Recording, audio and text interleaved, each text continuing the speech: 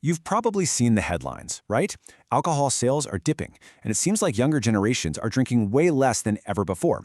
It's a huge cultural shift, and frankly, it's got a multi-billion-dollar industry on its toes. But what's really going on?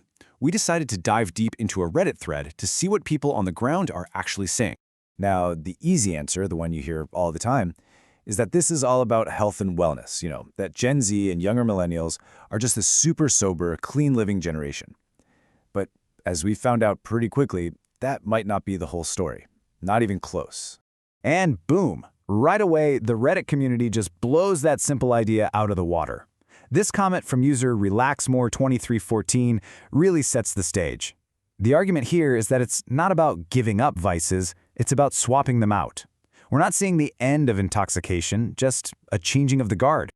So, to really get to the bottom of this, we've broken the whole discussion down into 5 key parts. We're going to ask if this is really a sobering trend. We'll look at what we're calling the cannabis calculation. Then we'll dive into how people are getting priced out of the pub, the impact of generational hangovers, and finally, what the new social scene looks like. Let's get into it. Okay, first up, is this really a move towards sobriety? Let's unpack that central claim. So this is the foundational idea for this whole conversation. The desire to, alter your state of mind hasn't really gone anywhere. What's changing is the method. This isn't some big moral stand against getting messed up. It's a very practical shift toward different things. And that brings us to the #1 substitute that came up over and over again: cannabis. It really seems like people are doing this informal cost-benefit analysis in their heads, and for a lot of them, alcohol is just losing, big time. And I love how bluntly user Plumbus_patrol puts it. They don't see alcohol as some fun social drink, they call it a shitty drug. And the main complaints were always the same. You have to drink a ton of it to get where you want to go, and the next day you feel like absolute garbage. That physical price you pay is a huge deal. And here's the other side of that calculation, the social cost. It's not just about the personal hangover, it's about the social fallout. Ben the Diamondback really nails a sentiment we saw a lot. People who are high are seen as way less likely to get aggressive or cause a scene. As another user put it, you might have to deal with someone who's super spaced out, but that's often way better than dealing with an unpredictable, angry drunk. But, of course, the conversation wasn't totally one-sided. A lot of users jumped in to say, hey, hold on, cannabis isn't some harmless miracle plant. They brought up really serious concerns, from things like weed-induced psychosis and CHS, which is a nasty condition that causes uncontrollable vomiting, to the more well-known issues like addiction, messing up to job performance, and of course the huge danger of driving while high. Okay, let's switch gears to what might be the single biggest reason behind all of this. And it's simple: cold hard cash. I mean, just look at this. The sticker shock is real. Users were talking about paying $9 minimum for one beer at a bar. You go to a concert or a game, suddenly it's $16. And a cocktail in any major city, you're easily looking at $20. It's just not sustainable. A couple of drinks can cost the same as a tank of gas. And it's not just going out. This number made my jaw drop. A user from Canada reported paying 68 Canadian dollars for a 24-pack of beer, mostly because of so-called sin taxes. When it costs that much to drink at home, you're going to start looking for other options. And this comparison from user BrocoBoyPobre just lays it all out. $60 might cover you for one night of drinking at a bar. That same $60, they argue, could get you a cannabis vape pen that lasts for weeks, maybe even a whole month. I mean, when you see the math like that, the choice is pretty obvious for anyone on a budget. And this is the critical context here. This isn't happening in a bubble. As another user pointed out, a lot of young people are under so much financial pressure that they're using those buy now, pay later services just for groceries and gas.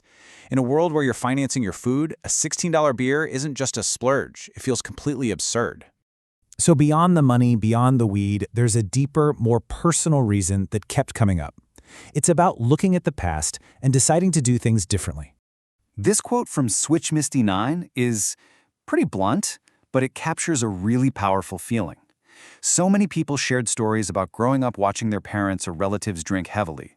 They saw the fights, the health problems, the emotional damage, and it basically acted as a lifelong warning. And that personal experience is now backed up by an endless stream of information. People cited a whole laundry list of consequences: the empty calories and weight gain, how it wrecks your sleep, the scary long-term risks of cancer and cirrhosis, and the big one.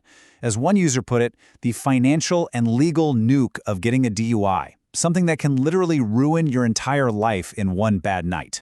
And finally, we have to look at how socializing itself has completely changed. For decades, drinking was tied to being out with people, but that's just not the default anymore. This is such a modern pressure. As user longbeach_strangler said, kids today never put their phones down. That means any embarrassing, dumb thing you do while drunk has a pretty good chance of being recorded and ending up online forever. That fear of being permanently captured at your worst is a huge reason to stay in control, or, just stay home. Alcohol also has way more competition than it used to. It's not just cannabis. The thread listed a whole universe of other vices and distractions fighting for time and money. We're talking online sports betting, addictive mobile games, nicotine pouches, and other substances like kratom. Going to a bar is just one option on a very long menu now. So when you pull it all together, you realize this isn't about one single thing. It's a perfect storm. The Reddit discussion shows this massive convergence of factors. The economic squeeze makes alcohol a luxury. Cannabis is there as a cheaper, safer alternative. People are more aware of the health risks and have seen the damage firsthand. And on top of all that, the way we socialize has fundamentally changed. And that leaves us with one last, really important question. I mean, on the surface, a decline in drinking sounds like a huge win for public health. But the thread makes it clear that as alcohol fades, other things are rushing in to fill that space. So you have to wonder, what are the long-term costs of this big shift? What new problems are we creating? And what kind of hangover will this new era leave us with?